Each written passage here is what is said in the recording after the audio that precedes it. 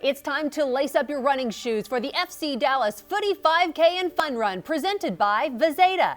The 5K and Fun Run benefit the FC Dallas Foundation and help the foundation further its mission to positively impact the health and well-being of kids through soccer. Mark your calendars, July 9th, 2016 for the FC Dallas Footy 5K and Fun Run. The Netflix series Narcos reignited the interest in Pablo Escobar, the infamous Colombian drug czar. Óscar Pareja experienced that drama firsthand, not just living in Colombia during the tumultuous time, but meeting and playing soccer against Escobar at his Colombian prison. In this week's Elephant Auto Insurance Off the Pitch, we conclude our conversation with the FC Dallas head coach, who details how he approached playing one of history's most infamous criminals. How do you guard Pablo Escobar on the soccer field? I do remember one time when he jokingly said, you guys be careful and don't score too many goals because the way back is long, and things like that. But we were playing and having some times that we knew and we thought it was good for them also, than people who was in the prison, because it was not just him, it was many other players or people who was there, and everything for us was normal. We just want to do an appearance there in front of Pablo Escobar. Was he the charismatic man that is portrayed in these romanticized television shows and things of that nature? I have to say he was. It was weird for me, because I was in that room talking about soccer, and he's treating me like he knew me forever, and talking about things that I didn't know that he knew. I was the captain of the team, and I was known in the community, but he was talking to me about many things, you know, and things that a friend knows, and talking like he knows me. And then in one of those conversations, someone was saying something about somebody else, and he just brought a quote that he just stuck in my head. He said, well, remember that we don't talk bad about persons that are not present. And I say, wait, I thought where that quote came from, the guy who is doing all these things, and a guy who has been that bad, where that came from? What is that called? Why that didn't make sense for me.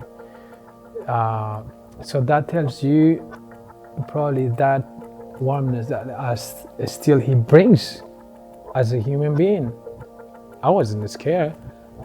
I played and I was not thinking that something wrong was going to happen. I just saw a human being there that it was so wrong, but at the same time I saw him with transparency, and a guy who loves the game. Is there anything that you really want to just clear up once and for all, or that you want to dispel, or any misconceptions that you want to completely end about your time there, your time visiting with him, being in Colombia, about Medellin at the time? I don't feel like I need to, you know. I'm very proud of the country that I came from. I cannot be prouder than the way I feel. I love my country the way it is, and I can tell you that Colombia is showing every day a different face of what people thought about it. I am a person who represents that country in the good and the, I'm not say bad, but in the tough times. I stand very proud every day. I say I'm Colombian who live around those 10 years in the most critical and the most difficult times I have ever seen in my country, and we just not survived to it, but we came out from it stronger, and we can still today just show the world who we are.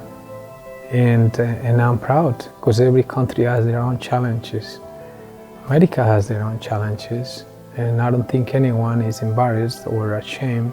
So my point is that every time I have the opportunity to talk about my story, all what we got through and how I got here, coaching and manager the FC Dallas, for me, I'm proud of it.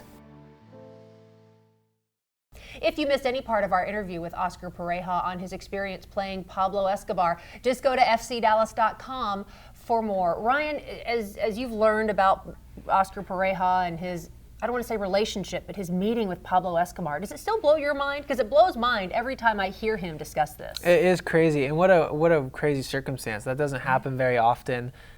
He's one of those guys, though. You know, it doesn't really surprise me with him, because he's able to connect with a lot of different people in different circumstances, and that's really his job even here, is connecting with, you know, American-born players and internationally born players and players who speak one language and players who speak another, and he's able to, as a head coach, bring all those players together with one goal and kind of one purpose. And so it doesn't surprise me he's able to do that there as well. And I think you bring up a really good point. It's his unique experiences as a younger player playing for Colombia and playing in his home country as an icon at home that really have helped him become the coach that he is today, which is a pretty good one, right? Yeah, exactly. And he's proved it. He's gotten you know, in a lot of good spots, and a lot of people just really respect what he does. Okay, we are still going strong here on FC Dallas Extra Time, brought to you by Toyota. Coming up, we're getting you ready for tonight's match against the Revolution, who's hoping that a recent trade will be the spark this club needs.